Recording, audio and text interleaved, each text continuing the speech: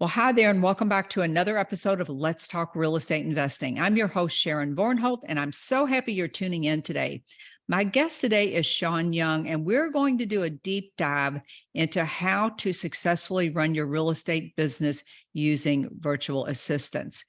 This is something I've been a proponent for a long time of, and I'm happy that we're going to talk about this today. Shaun has been investing since 2016 through wholesaling properties and using creative finance strategies. And like a lot of people, he had a goal to create financial freedom and time freedom. He's the author of a book titled Adventures in Wholesaling. Let me show you how. Shaun also has a podcast called the Nationwide Real Estate Mastery Podcast. And as if that weren't enough, he has a virtual assistant company that provides professionally trained VAs. And that's what we're going to talk about today, using VAs in your real estate investing business. So welcome to the show, Shaun. Thanks for having me, Sharon. I'm super excited to share with your audience today. Well, let's start out by telling people a little bit about your background, how you got started with wholesaling and why you chose that and that whole wholesaling creative finance path that you got on. Great question. Well, Sharon, I come from corporate America. I was a sales executive for about 10 to 12 years, somewhere around that time period, top 3% in the nation. I worked for a company that was based in Sweden. And the CEO here in North America, they decided to replace him. So when they replaced the new CEO, that new CEO wanted to bring in all of his new sales staff, project managers, everybody, so he got rid of everyone who was there previously. So no matter how good we were performing, all of us were out of a job. 750 of us actually were out of a job just like that. So wow. I said, I'll never be in this position again where a job dictates my future or my livelihood. So here we are. I got started with real estate. That's interesting. So why did you choose wholesaling? Because it's not, well, I mean, while it's simple, it's not always easy when you're brand new to real estate investing. Another great question, Sharon. I had no clue about what the exit strategies were called when I first got started, when I lost my job. I just knew that I had to get started in real estate somehow. So I took some of my severance money and I went to a seminar that was at a hotel near here in the Atlanta area near the airport. I went to that seminar. After it was over, they got us really pumped up and excited, ushered us to the back, whipped out our credit cards, and spent $30,000 on a coaching program. And guys, I went a whole year without doing anything but going through that course. I felt like I was back in college, and I feel like either I'm the dumbest guy on the block or this real estate stuff just isn't for me because I couldn't pick it up. I was getting a lot of job offers. Of course, with what I used to do, I was very good at it. So I'm like, hey, I've got responsibilities. I've got a family, children. I'm giving myself 30 more days. If I don't get something happening in 30 days, I'm going back to working, right? So within that 30-day period, I went, I Googled how to make money in real estate. And a guy named Ron LeGrand popped up. He's a great friend of mine, but he popped up. He had a 99-cent course, guys. I took that 99-cent course. I went through it in 2 weeks. I made 8 phone calls, 7 calls no one answered. The 6th was a realtor. And the 8th phone call yielded me $72,000. It was a sandwich lease option, guys. That was my interest into the real estate business. Wow. So your first deal was a creative finance deal. That's really interesting. It is. And I had no clue that I thought it was a wholesale deal. That's how green I was when I got started. I didn't know what I was doing. You know, it's so odd. You were a beginner and couldn't wrap your head around wholesaling. I was in this business for 10 years, rehabbing and buying some rentals, and I had never wholesaled a house ever. I just couldn't wrap my brain around wholesaling. Plus, I was happy doing the other things, and I had another business at the same time. And then 2008 came. And it was like, oh, wait a minute, what am I going to do? I've got these couple of properties. I had to finish a couple of rehabs and nobody could get a retail mortgage back then. And all I could think about is I'm going to be stuck holding these properties. So I just called up another investor and said, hey, are you interested in buying a couple of properties? And he said, sure. And that's, I made, I don't know, $10,000, $15,000 on each one of those properties. But I thought, boy, that's easy. All this time, I thought wholesaling was this magical hard formula. But the truth of the matter was I had a buyer's list. I had been in this doing things for 10 years. So I knew I didn't have a buyer's list per se, but I knew who to call. And so while Absolutely. wholesaling is really a simple concept, you buy a Mhm. property and then resell that contract, or you're going to sign it. I double close here and Mhm. then give that over to somebody else. So you don't technically need any money, but it's not something that's easy to wrap your brain around. At least I didn't think it was in the beginning.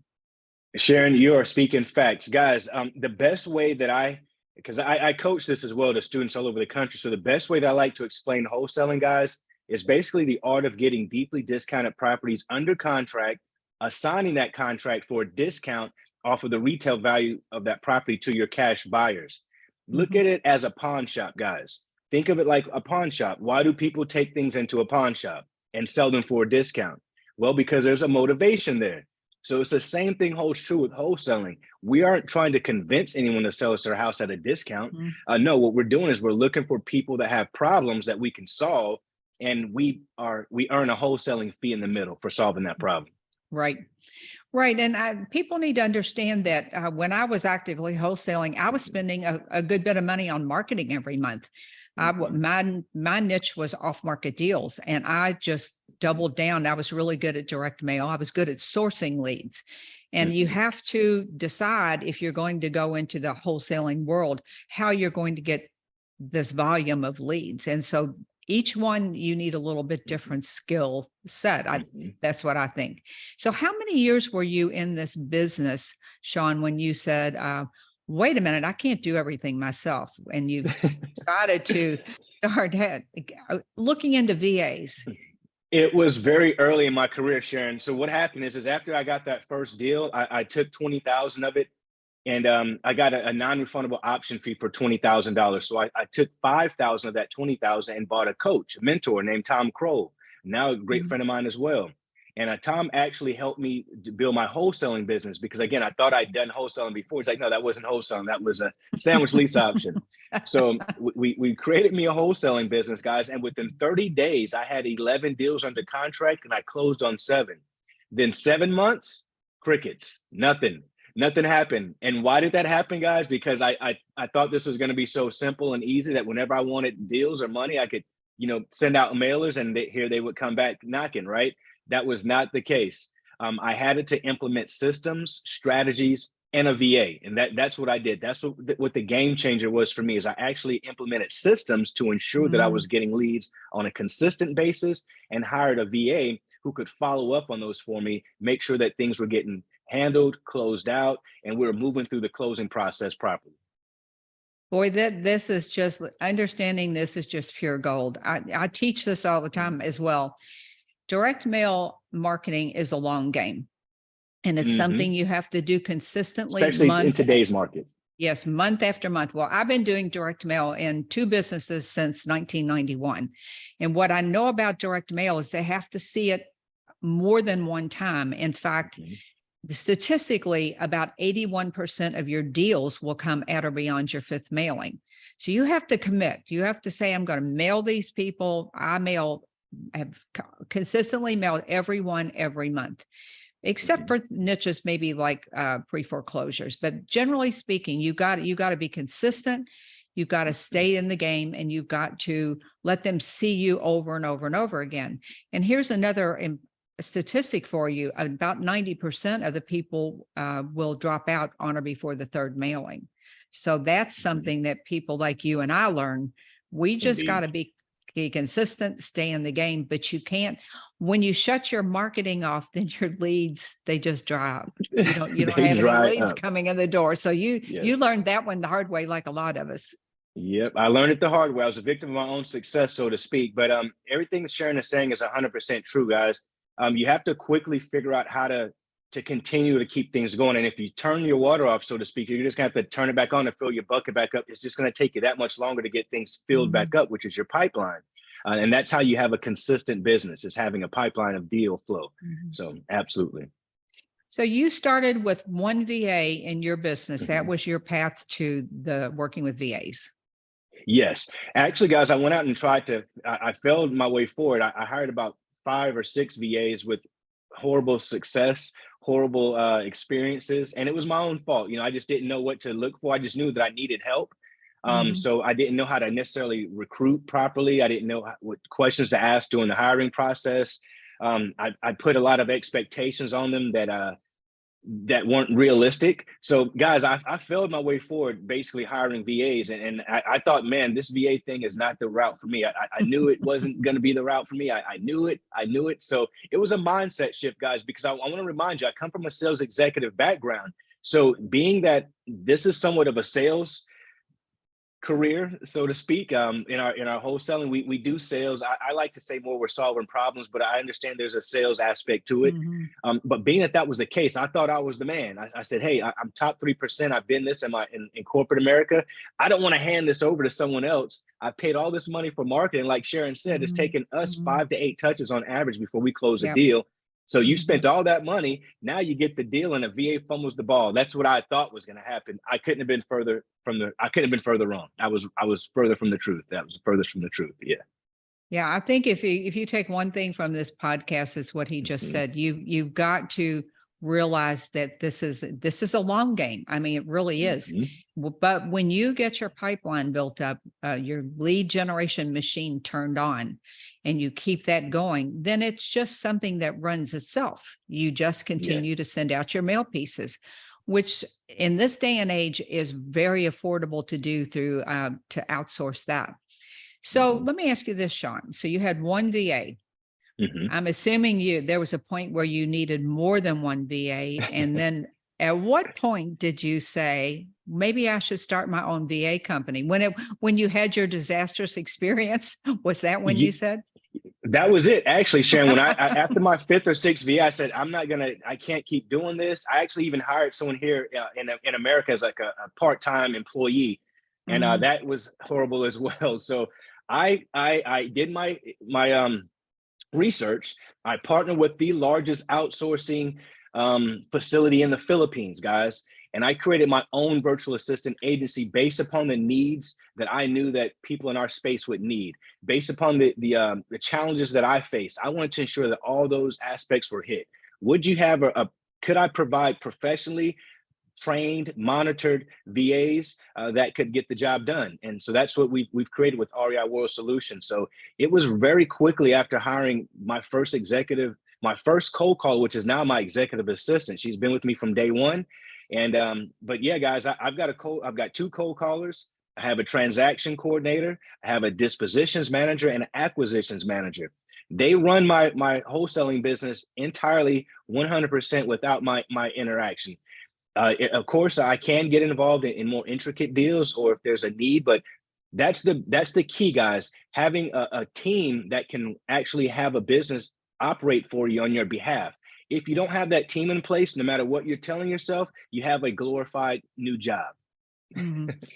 Now, you're the person. I'm going to back up just a bit and make sure I understand. So the person that's over your VA team is your assistant you hired in the U.S., or is that person in the Philippines as well?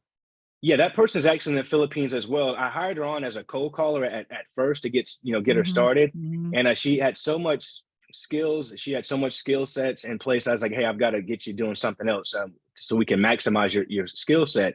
So we moved her quickly into handling admin tasks for me, doing market research, doing a bunch of things that I needed to have done on an admin side. And we hired another cold caller to do the cold calling. And then from there, I scaled up and brought on 2. So now, guys, we're at 6 full-time staff members for my real estate side of my business.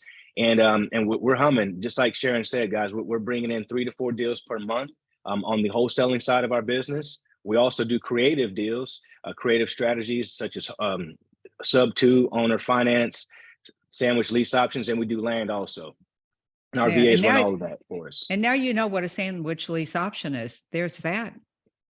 Indeed, guys. And if you didn't know, very quickly, guys, it's just like it says, a sandwich. The sandwich at the top piece of bread is the seller, the motivated seller. I'm in the middle. I'm the meat. I'm the tomatoes, lettuce, all that good stuff. And then on the bottom, we have our qualified tenant buyer. So I stay in the middle. The reason why I would stay in the middle on a sandwich lease option, guys, is because there's an opportunity on sandwich lease options to get paid 3 times. I love these deals. You get paid upfront in a non-refundable option fee from your qualified tenant buyer. Then you make a monthly spread over whatever the PITI, principal, interest, taxes, and insurance are that you owe to your seller. Whatever you can collect above that goes into your pocket. And then at the end, when that qualified tenant buyer closes on that property, whatever equity is there is also going into your pocket as well. I love Yeah. those deals. That's a great strategy. And I think people hear that term and they don't understand it, but you did a great job of explaining that. So it's each time you think about creative finance or something that you think is outside of your reach, like Shaun did, I've done it, said, maybe this isn't for me, or something that you didn't get it right the first time. Understand that everybody fails. Everybody mucks it up. Everybody has to start over. And that's how you get to mastery. But it's easier with a coach or with someone to help you avoid some of those mistakes. So like Shaun, I'm a big believer in having coaches and mentors.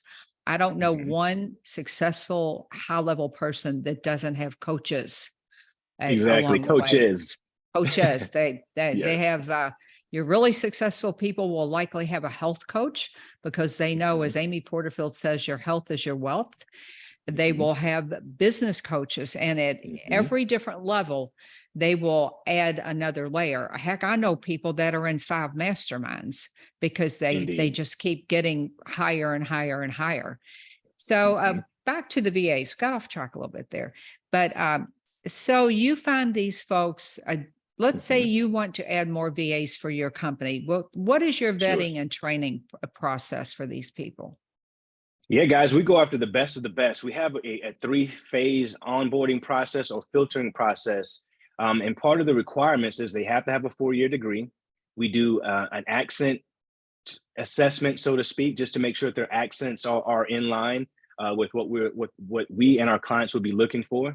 And those are things that we keep going as well. Accent coaching is something that's ongoing with our clients. So we make sure that they have a 4-year degree, they have the skill set, they're the best of the best from where they come from, with whatever industry that is, if they don't already come from the real estate industry, because we do take folks from other industries, because that skill set is a skill set, and we'll just train them into our niche, which is the real estate aspect. And where do you start with that? I mean, does it depend on the actual job you're going to have them doing? Is that the way it works? No, we're actually always recruiting. I have a whole staff for my virtual assistant agency. I've got trainers, VA managers, recruiters. So we have an entire process where we're always, it's done in the Philippines, where we're always, putting out ads, we're advertising, we're looking, for the cream of the crop, solid positions, great employers. And that's how we advertise it to get the best of the best. Okay. So tell me how this works, Shaun. If I want to hire one of your VAs and I go through your company, how does this work? Are there minimum hours a week? Is there a contract or an as needed basis? Because people are at different levels in their business when they might want to dip their toe into VAs. 100%. And great question, Sharon. With our VAs, first of all, you want to head over to reiworldsolutions.com, check us out, see what we can provide for you. Then you purchase. There's going to be a one-time setup fee of $499, guys. For anyone who's listening today on Sharon's call, I've got a discount code set up for Sharon that's called Freedom. So anyone who uses the code Freedom will receive 50% off of that one-time activation fee. Our VAs are billed at a rate of $9 per hour with a minimum of 20 hours per week. That VA is monitored, managed as well. So we don't just hand someone over to you and say, have at it. We actually help you with the management process through the entire way, because we want you to be successful. Okay. So you're asking for a commitment for people. You're giving them the best of the best, but you want them to not just say 2 hours or 3 hours or whatever. Nope, no, we don't want to do that. And the reason why, guys, is because I tried that out myself. I've tried a lot of different methods. And when you're getting someone who's providing work for you for 2 or 3 hours, guys, that's not enough for them to sustain a livelihood to only be dedicated to you. So what's going to happen is when they get done working for you for 1 or 2 hours, they're going to go work for Sally for 1 or 2 hours, and then Jeff for 1 or 2 hours, and then Jim. And what happens is they're all over the place, so to speak. And that you don't want that. You don't want that. You want someone who's going to be dedicated to you and your team's success. Someone that you can, pour into. Someone that can grow with your organization. If they're all over the place with multiple companies, there's no way to effectively make that happen. Okay. Okay, that makes sense. So, if someone signs up with your company, do they need to have a contract or to commit No, to 6 months or okay? So no that would give contracts, guys. We're week to week.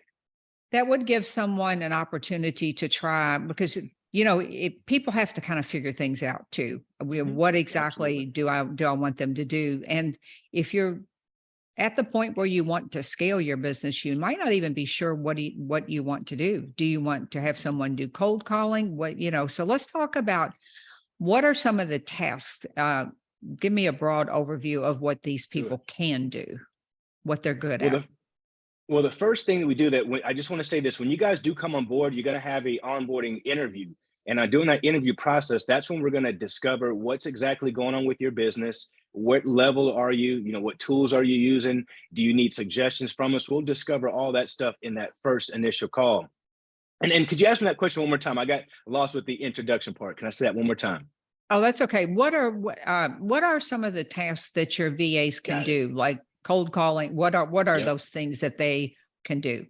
That's exactly it. So our VAs can do things for you guys, such as market research, cold calling, text blasting. They can send out email on your behalf, do all the follow-up on the text messaging that comes back in, follow up on the calls that come back in, manage your CRM database, send out agreements on your behalf. Guys, that the list is endless on the tasks that the VA can do for you, but those are some of the basic tasks that VAs are doing for our clients right now, and that's absolutely crushing it. How do you manage the time difference between the US and the Philippines? Well, guys, they are 12 hours ahead of us in most places here, and I'm Mhm. on the East Coast, and they're 12 hours ahead. And guys, their culture and they're used to working those hours. There's a large part of the Philippine society that does customer service work through the telephone or through the computer, and so they are accustomed to being adjusted to our hours. So that's nothing we even have to consider. I never have to. None of my clients have to say, "My goodness, is it going to be 2 a.m. there?" Like, no, Mhm. that's when they work. It is going to be 2 a.m. 100%. They work in the middle of the night while it's daytime for us here. Yeah, that's what I found. They work different hours, and they very Mhm. often work. Our time off will be the weekends. They work weekends and take off Monday, Tuesday, or something like that. Yep. We allow our clients to pretty much dictate their hours as well. Again, the minimum of 20 hours all the way up to 40 hours, but we do allow you, the flexibility on how you manage that VA schedule. Okay. Now, in your experience, Shaun, I know this varies from business to business, but what do you think are the first 3 or 4 things that any real estate investing business should outsource to? I think it should be ideally either something you really suck at, in which case you might get a bookkeeper, say you really hate it. Mhm, But ideally, it would be revenue generating activities. That's my mhm. take on it. What do you think? I'm with you on that. I need revenue generating activities up front because revenue has to be in first position, guys. So Mhm. I'm hiring cold callers. I'm hiring folks that can do things that can generate money for the business. So marketing, sales, 100%. You definitely got to keep that bookkeeper in mind because the more money that you start to make, the more that it can get out of control very quickly, and you don't want that to happen. So you definitely got to have a bookkeeper in place. So those are the main elements, I would say: marketing, sales, and a bookkeeper. Yeah. That's what I think. If you're not marketing, you're just going to be, if you don't have leads coming in the door, you're going to be out of business before you know it. And I always say Mhm. marketing and branding are 2 things I talk about a lot. They're like a couple. So marketing is how you Indeed. get leads, and branding is why they choose you. And one of Mhm. the best things you can do once you get leads coming in the door is to, do some social media posting, build your brand, because it's not really about who you know, but it's about who knows you. So you got to think about this even when you're brand new. when you start to think about your overreaching business plan, I'm going to do these things. I'm going to get some VAs to help me to accomplish this. But always, always in the back of your mind when you're marketing, you need to have some brand elements in there. They have to have a reason to choose you. You have to stand out. I think Mike McAllowitz, he always says, you got to differentiate yourself because different is better than better. All real estate investors make cash offers. They can all do terms deals, but why would they choose you over? Why would they choose me over Shaun or vice versa? So you have to always think about that. How can you be different? How can you be memorable? And at every interaction with people, that needs to be top of mind. How can you accomplish this? I agree. You've got to be a generous expert, guys. You've got to be a go-giver. You've got to be just known as an authority in your space. And it's like Sharon said, it's regardless of who you're seeing, but who is seeing you. That's what's going to be crucial. That's what's going to be crucial to your success, guys. Who's putting eyes on you? And branding is going to help you get that. So keep that in mind with everything that you're putting out there. Your brand is your business. So be cognizant of that. Yep. Your personal brand is your reputation. So always do what you say you're going to do. That's the motto you need to live by. So let me ask you this. Do they do social media posting and things like that? Yeah, absolutely. They can manage your social media accounts for you. They can do posts for you. They can they have their own accounts, but they can, of course, go into your account and manage your account for you as well on your behalf. So absolutely, they can take all of basically the $5 to $10 an hour jobs. They can take that off of your plate for you guys, because as a business owner, you're doing your business a disservice if you're actually doing those things in your business. You've got to be doing higher level things. Let delegate those tasks to get those accomplished. Yeah, I agree. So, well, Shaun, this has just been great. I know there are so many people that are looking for VAs. Is there anything else you'd like to say about using a VA that I didn't think to ask you? Yeah, guys, even if you don't utilize my company, of course, I would love for you all to come on board. But if you guys don't use my company, guys, please pick a company that is dedicated, again, where your virtual assistants are dedicated to you and you only. They're not going to be working for other folks after your shift ends. You've got to know how to screen them and ask the right questions. Make sure that they can align with your culture of your company, of what you're striving to create. And make sure someone that you can talk to, that you feel comfortable talking with, because this is going to be a teammate. You'll have to interact with them on a daily basis. So make sure that those are all factors that you're considering when you're going after a VA. Yes, I agree. And they're your teammate. In a sense, they're almost your partner, because everything they do reflects back on you. Absolutely. 100%. Well, Shaun, thanks so much for coming on the show today. I'll put all the links to your sites and your social media below. But what if someone has a question for you? What if they want to just send you an email? Is there a way they can do that? Absolutely, guys. If you want to just shoot me out an email, you can send that to Shaun Young at adventuresinwholesaling.com.